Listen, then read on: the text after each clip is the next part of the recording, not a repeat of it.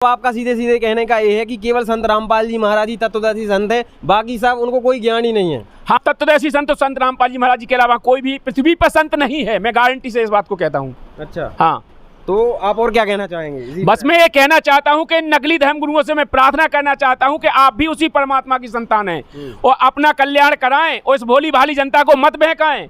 इस भोली भाली जनता को छोड़ दें, छुटकारा दे दें, इनसे कह दें कि हमारे पास वो ज्ञान नहीं है जो संत रामपाल जी महाराज जी के पास है। वो अपना भी कल्याण कराएं, उस भोली भाली जनता का कल्याण होने दें। अच्छा, वो लोग तो ये कहते हैं कि संत रामपाल जी महाराज की पुस्तक मत पढ़ो, उनका ज्ञान मत सुनो, वो सनातन विरोधी है। वो सारे संत यही बात कहते हैं। तो मैं इसी बात को तो कह रहा हूं कि अगर सनातन विरोधी है तो अपनी पुस्तकों को क्यों मना करते हैं? पुस्तक में ऐसा क्या लिखा है संत रामपाल जी महाराज जी ने? मैंने आपको बताया कि जितने भी अपने वेद हैं, 4 वेद, 6, 7, 18 पुराण, गीता, भागवत, कुरान, सभी धर्मों के ग्रंथों से खोल करके संत रामपाल जी महाराज जी ने पुस्तक लिखी है। वो क्यों लोग मना करते हैं कि इसको मत पढ़ो?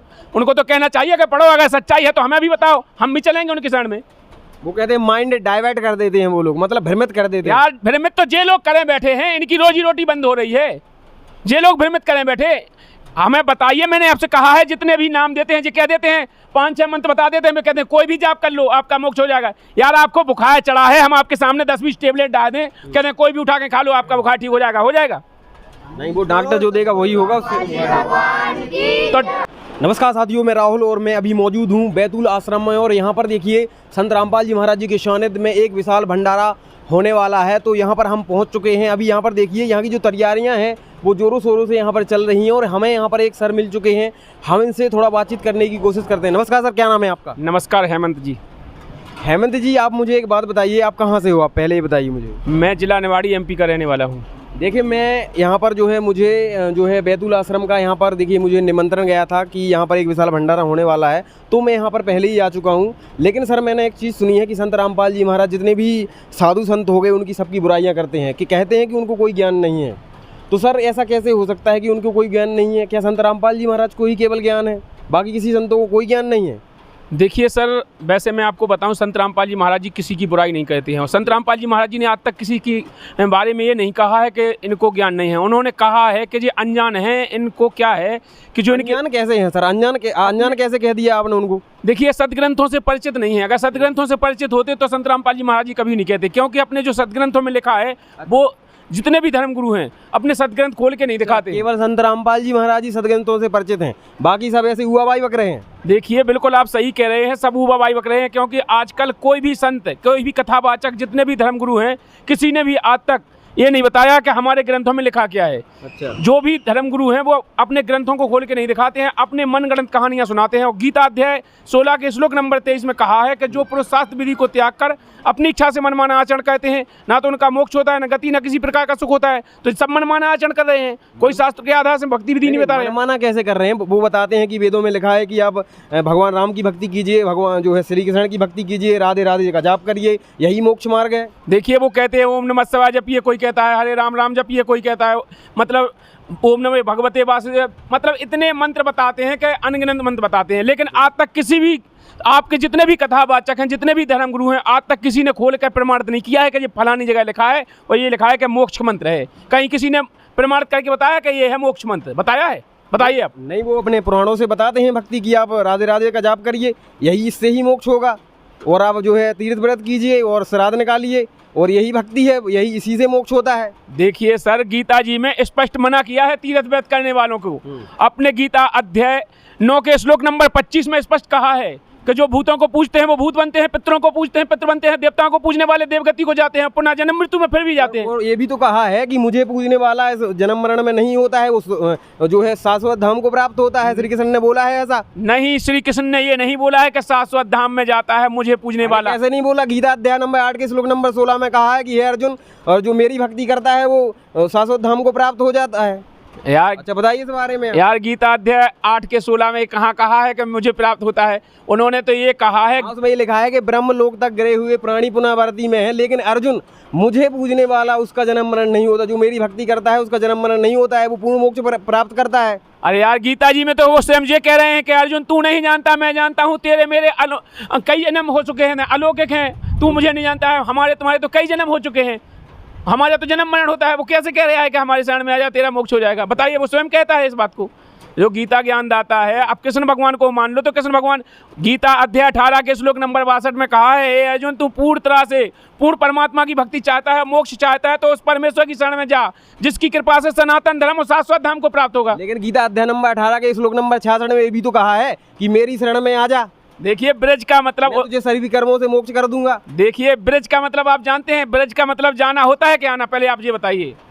अब तो उसमें तो आना लिखा है तो वही होगा सर। देखिए अगर कोई कह दे गो का मतलब जाने का जगह कोई कह दे कि आना लिखा है, गो माने जाना होता है, वो कह दे आना होता है, तो क्या आना हो जाएगा? अगर कोई लिख दे जैसे, अच्छा आप कैसे कह सकते हैं कि ब्रज का जाना होता है? देखिए संत रामपाल जी महाराज जी ने अपना जो शब्दकोश है, शब्दकोश उठा करके प्रमाणित किया है कि शब्दकोश में देखिए ब्रज का मतलब क्या लिखा है। आप देखिए आज पढ़ी लिखी समाज है, कोई अनजान नहीं है, सभी शब्दकोश में सभी वाक्यों का, जितने भी संस्कृत के सभी वाक्य हैं उनका अर्थ दिया है। संत रामपाल जी महाराज जी ने प्रमाणित करके दिखाया कि देखिए ब्रज का मतलब जाना होता है कि आना होता है, उसमें स्पष्ट लिखा है ब्रज का मतलब जाना होता है, और ये लोग लिख रहे हैं कि आना है। ये बिल्कुल सरासर झूठ बोलते हैं, इनको बिल्कुल ज्ञान नहीं है इस बात का। संत रामपाल जी महाराज जी इसी बात से कहते हैं। जैसे कि आज का इतना सुहाना समय है, आज पढ़ी लिखी समाज है, आज अपने सामने सदग्रंथ हैं, और वो तत्वदर्शी संत है जो आज बता रहा है। पृथ्वी पर तत्वदर्शी संत हर युग में एक बार ही आता है और एक ही आता है, तो वो तत्वदर्शी संत आज संत रामपाल जी महाराज जी के रूप में विराजमान है, जो अपने सभी सदग्रंथों को खोल कर दिखा रहे हैं। क्योंकि तत्वदर्शी संत के बारे में अपने गीता अध्याय 15 के 1 से 4 तक प्रमाण किया है कि वो तत्वदर्शी संत होगा, जो गीता अध्याय 15 में कहा है उस तत्वदर्शी संत की पहचान के बारे में। तत्वदर्शी संत कौन होता है आपके हिसाब से? देखिए मेरे हिसाब से नहीं, अपने सदग्रंथों के हिसाब से लिखा है कि गीता अध्याय। तत्वदर्शी संत कौन होता है? जो तिलक लगाता है, जो दाढ़ी रखाता है, बड़े बड़े बाल रखाता है, वो होता है तत्वदर्शी संत। आपको ज्ञान ही नहीं है इस बात का। देखिए कबीर साहब ने कहा है, मूड मुड़ाए हरी मिले तो सब कोई ले मुड़ाए, और बार बार के मूड से भेड़ न बैकुंठ जाए। काभव जटा के रखाए से मोर काहे न तर गई जी को सवा हाथ को पर है, काभव शंख के बजाय से गदा काहे न तर गऊ को तो शंख ही जैसो सर है। टीका बंदरा लगाए से कंठी माला सुमैनी पहने से कछु नहीं होगा, मोक्ष मंत्र से मोक्ष होगा, बाकी पाखंड कहने से नहीं होगा। तत्वदर्शी संत रामपाल जी महाराज जी ने गीता के अध्याय 15 के श्लोक नंबर 1 से 4 तक प्रमाणित किया है कि वो तत्वदर्शी संत होगा जो संसार रूपी वृक्ष को जड़ से लेकर पत्ते तक बता देगा, वही तात्पर्य को जानने वाला होगा। आज तक किसी ने नहीं बताया है, सब उबावाई बक रहे हैं, सब पाखंडी हैं। तत्वदर्शी संत है ना, अभी ये प्रेमानंद जी महाराज को ले लीजिए आप, वो कितने महान संत हैं, तत्वदर्शी संत हैं। उनके पास जो है लाखों की जनता जाती है, बड़े बड़े सेलिब्रिटी जाते हैं उनके पास। आप कैसे कह सकते हो वो तत्वदर्शी संत नहीं है? देखिए तत्वदर्शी संत आप उनको बता रहे हैं, प्रेमानंद जी महाराज जी को, आपको शर्म आना चाहिए। एक बीमार आदमी को जिसकी दोनों किडनी फेल हैं, आप पता कर लीजिए अगर आपको पता नहीं हो तो। उनकी किडनी फेल है लेकिन वो भगवान के सच्ची भक्ति करते हैं, इसलिए आज जीवित है। किडनी खराब वाला व्यक्ति तो मर ही जाता है सर। यार जिस आदमी की दोनों किडनी खराब हो या वो भक्ति उसकी सही हो सकती है यार। भक्ति के लिए साधक के लिए स्पष्ट कहा है, पहला सुख निरोगी काया, दूजा सुख हो घर में माया, तीजा सुख कुलवंती नारी, चौथा सुख पुत्राज्ञाकारी। जो साधक होता है उसकी सही भक्ति विधि होती है, तो पहला सुख है निरोगी काया। वो आप कह रहे हैं क्योंकि दोनों किडनी खराब है प्रेमानंद जी वो तत्वदर्शी संत है। यार तत्वदर्शी संत को क्यों यहाँ बदनाम करो? ऐसे ही इन नकली ढोंगी पाखंडियों ने ही देश को बर्बाद किया है। कहते हैं राधे राधे का जाप करिए, इसी से मोक्ष हो जाएगा। यार कहीं लिखा है? आप बताइए श्रीमद् भगवत गीता में कहीं इस छोर से उस छोर तक कहीं लिखा होगा तभी तो बताया है, अपने आप से कौन बता देगा? आज तक किसी भी आपके जितने प्रेमानंद जी हैं, धीरेन्द्र कृष्ण शास्त्री हैं या अनुरुद्ध, देखिए धीरेन्द्र कृष्ण जी की बात कही है, मन की बात बताते हैं, दूर से ही किसी को खड़ा कर दीजिए आप, पूरी जानकारी बता देंगे उसके बारे में। अगर उनके पास शक्ति नहीं होती तो उनके पास लाखों की संख्या में कैसे लोग जाते? अगर उनके पास भक्ति नहीं होती तो ये सिद्धि कहाँ से आ गई सर? देखिए सिद्धियां तो ऐसी हैं, संत रामपाल जी महाराज जी ने कहा है सिद्धियां तो किसी के पास भी हो सकती हैं। देखिए जो उनके पास तो एक सिद्धि है, किसी के पास भी सिद्धियां आ जाएंगी। भक्ति बिना भक्ति करने के पास सिद्धियां आ जाएंगी। उनके पास तो एक सिद्धि है। यहाँ पर जो संत रामपाल जी महाराज जी से सतभक्ति करते हैं उनके पास 24 सिद्धियां होती हैं, लेकिन उन सिद्धियां को बैन लगा रखा है संत रामपाल जी महाराज जी ने। उन्होंने कहा है कि हम ऐसी भक्ति की कमाई को यहाँ नहीं लुटाएंगे, हम उसका इकट्ठा करके हम यहाँ से निकल के जाएंगे। हम जिसके लोक में रह रहे हैं इनको जो इसकी कमाई इनको दे करके हम अपने यहाँ से छूटकर, कर्म बंधन से छूटकर हम सतलोक जाएंगे, जो गीता अध्याय 18 के श्लोक नंबर 62 में कहा है। और जो आपने 66 का कहा था गीता अध्याय 18 के श्लोक नंबर 66 में कि मेरी पूजाएं मुझे छोड़ दे, मेरी भक्ति मुझे छोड़ दे, फिर मैं तुझे जाने दूंगा, फिर उस परमात्मा की शरण में जा। उसी परमात्मा के लिए संकेत कहा है गीता अध्याय 18 के 66 में।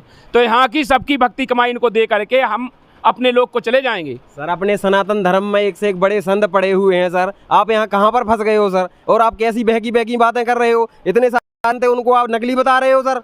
देखिए जितने भी संत हैं, मैंने बताया है, जितने भी संत हैं बिल्कुल अज्ञानी हैं और वो नकली हैं, ढोंगी हैं, पाखंडी हैं, तुम जो भी समझो वो हैं। वो क्यों कि जिनको अपने आध्यात्मिक ज्ञान ना हो, अपने सदग्रंथों का ज्ञान ना हो, वो सनातनी नहीं हो सकते हैं। सनातनी उसे कहेंगे हम जो अपने शास्त्रों के आधार से बताए, गीता जी के आधार से बताए, वेदों के आधार से बताए, वो सनातनी होगा। संत रामपाल जी महाराज जी उंगलियां धर धर के बताते हैं चारों वेदों का निष्कर्ष, गीता जी का निष्कर्ष, देवी पुराण का निष्कर्ष, सभी ग्रंथों का निष्कर्ष सब संत रामपाल जी महाराज जी खोल के दिखाते हैं।